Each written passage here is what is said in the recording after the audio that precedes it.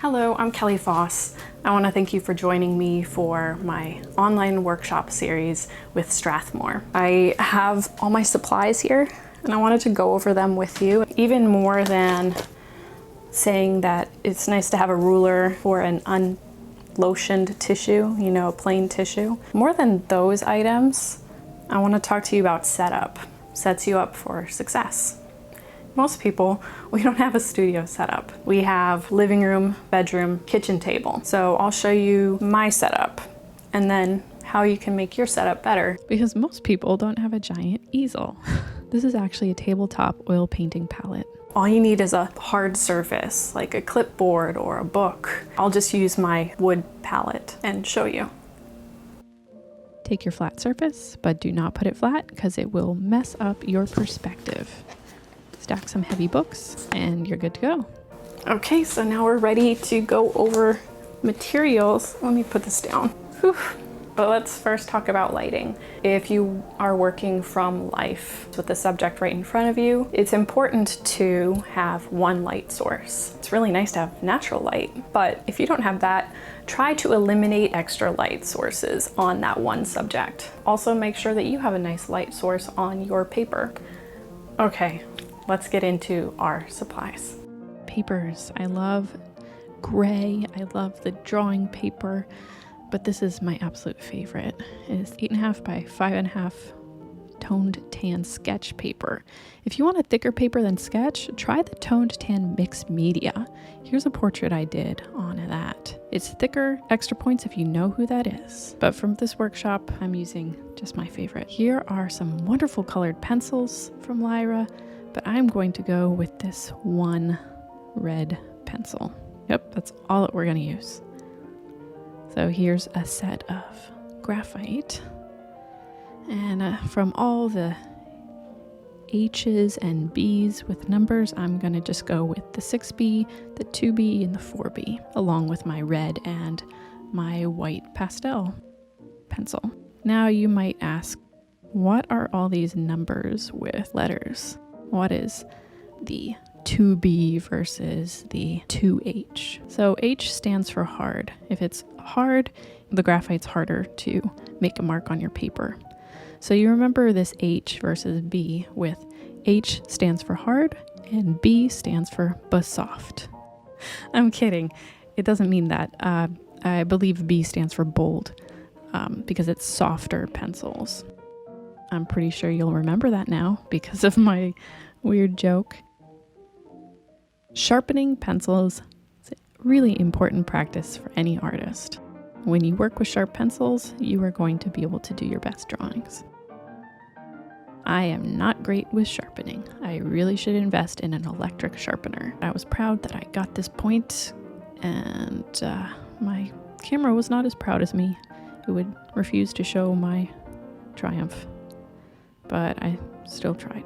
Not my sharpest. Oh, and that's a shot glass that I use for my pencil shavings. Here's a white eraser, pretty big. So I cut it in half lengthwise from that longer stick. I sharpen it. A kneaded eraser is also a great tool. You can roll it and make it a point, and that's for more subtle erasing that you can tap at your paper. Here I'm sharpening my eraser so you can see how easy it is. Look at that. Beautiful. Such a great life hack. Now, with this brush, it's not for painting, it's for getting rid of eraser peels or dust. You don't want to put your fingers on your paper because it makes it oily. Those are all of our supplies. Now I want to show you some tips, tricks, and techniques on how to use these pencils. Let's do it. Okay, starting off here with the 6B. So that is my darkest pencil. And I'm doing what's called a side hold or a cigar hold. So it allows me to put the graphite point really down to the paper and make thicker, bolder strokes. This is more normal writing hold, and you can see how precise it is. So I'm gonna do some more cigar hold to lay down the graphite thicker. Let's just do a little value transition. So when I say value, I mean the dark to light or light to dark.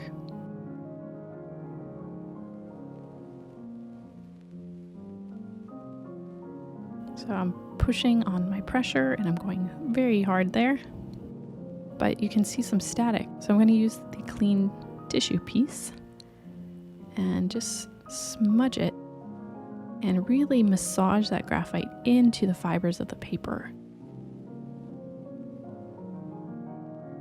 And now look at how filled out that is. And I can build it back up with the 6B even darker.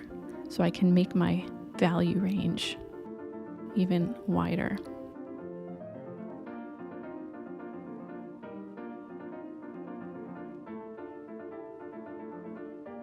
Look at that. So smooth, all with that pencil. Now, you can do different mark making. It's called hatching. So hatching are parallel lines. And that's fun. It can look kind of design-like. If you want to do this, it's called cross-hatching. And you can even make it for shading of just keep on building your cross-hatching. But it gives a nice distinct graphic look to your art if you want that.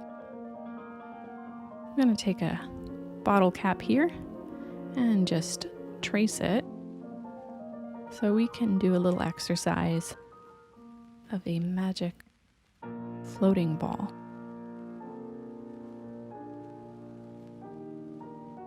This is the light source in my imagination. Just put an arrow here to remind us.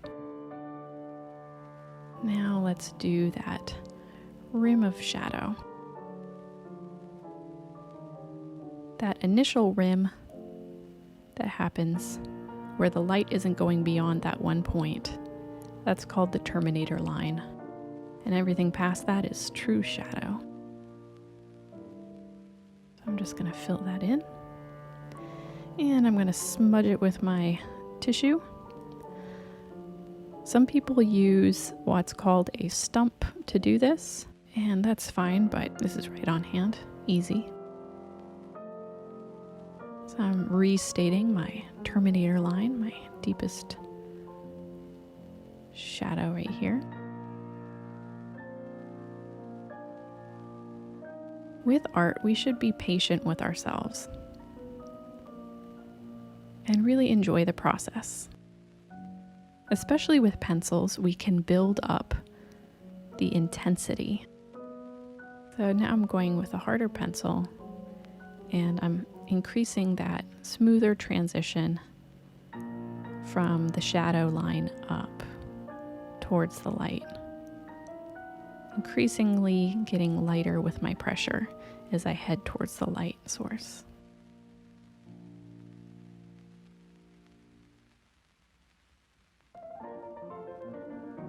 If there's moments where I can see the contrast and there's not really a transition, I'm just softening that.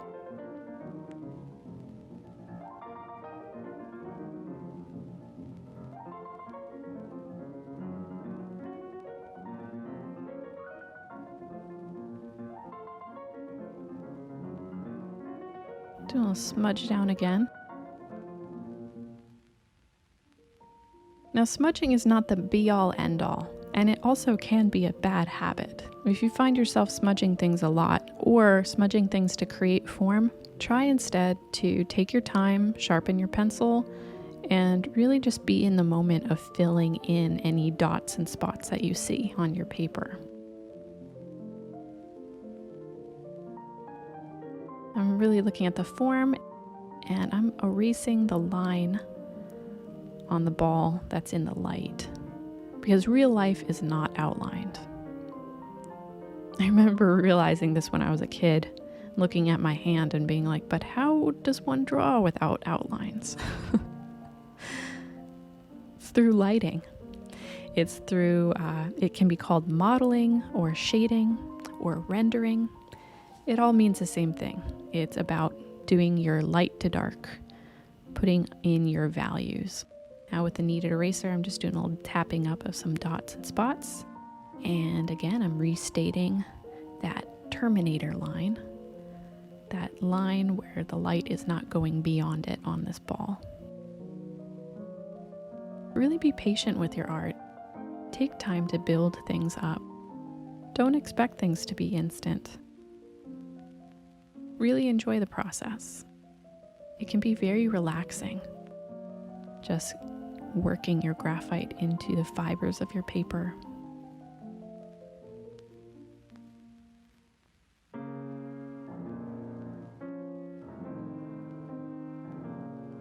Now, let's make this thing really become 3D. With the white pastel, let's touch on the lightmost facing plane of the ball, that real top area. But do you see I'm not going all the way down to the graphite? I'm allowing the paper value to do some of the work in this piece. Look at that gradation, the light to the dark. I'm gonna tap up a little bit of that white. Make sure it gives proper space to the paper.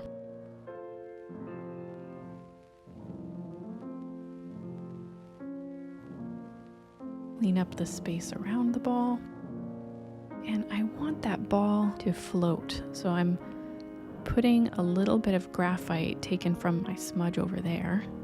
And I'm just gonna smudge a little round spot down here, and almost like magic, our magic ball is floating. Now, isn't that cool? Let's put a tabletop or some horizon line behind it so we can kind of see the perspective that the ball is indeed floating in a space.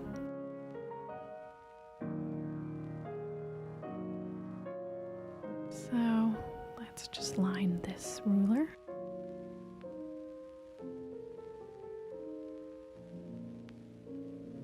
Magic. I'm gonna erase the arrow. If you ever have time just to doodle, doing one of these balls, or really any doodle that you want to do, it's always improving your art.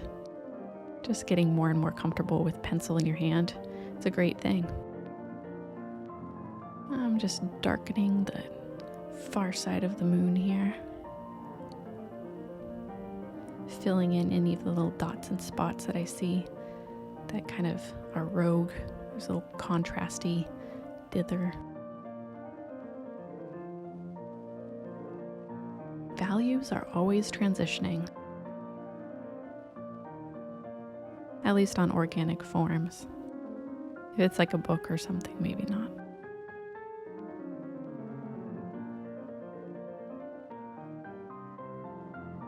So the more you practice these sort of exercises, like drawing a ball and shading it in, the more it helps you with all sorts of subjects. So we can even practice that with the white.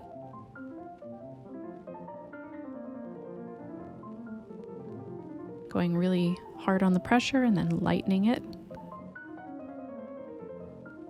And we can also do a little difference. One side is just scratchy, and let's make the other side massaged into the paper. Now the pastel will lift even more than the graphite when you do this massaging. Do you see that ghostiness? So let's build it up some more.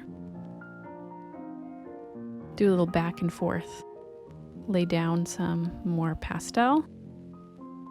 And then I want to brush away a little extra and push that into the fiber of the paper again, and it is building. Just increasing that gradation. Look at that.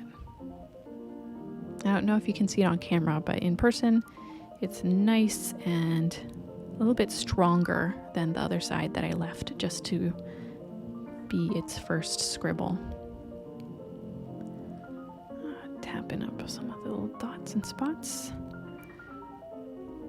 Increasing that highlight or the lightmost facing plane. It's pretty fun. Building this stuff is so addictive because then once you start seeing it go 3D, you want to just keep on going at it.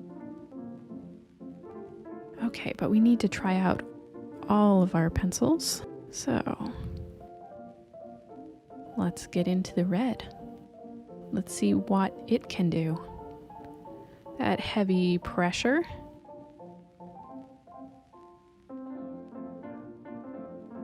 And then let's gradate it down. As you can see, I'm using the side hold, so it's not the point that's being pressed on the paper, it's more the side of the pencil. And I can layer it on top of the white. And you know, if you add white to red, it is pink. So same here, it kind of changes the hue of the red. It makes it more like I want to say it's a fuchsia. It can still be pretty intense, which is great. Look at that intensity. But do you see the color difference? It's like fuchsia versus, I don't know, cherry. Now let's try that layering on top of the deep dark graphite. And let's make it softer and lighter as I pull down. Let's increase that gradation as well. Make this nice little value scale of red, deep dark. Look at all that layering options. You can mix and match these pencils. But something I find really important that too often I see done